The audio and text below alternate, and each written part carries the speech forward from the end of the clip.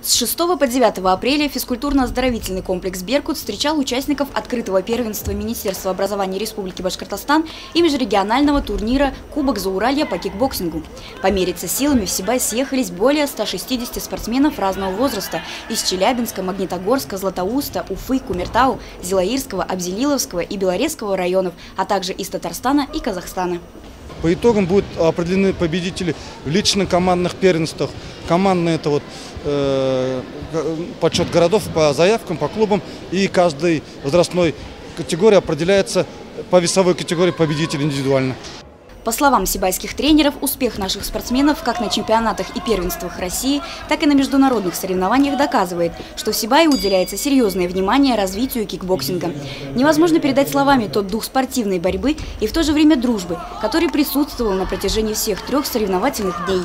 В захватывающих боях кикбоксеры отстаивали свое право называться чемпионами.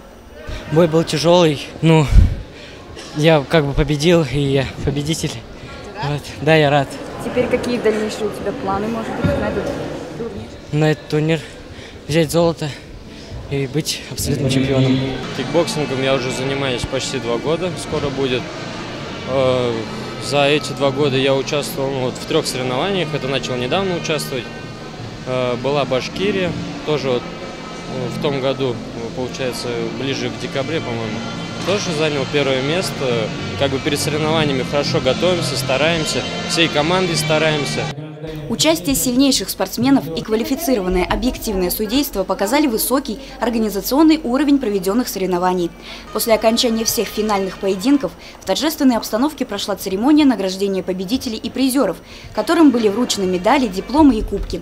По количеству одержанных побед кикбоксеры нашего города показали лучший результат и заняли командное 1-е место.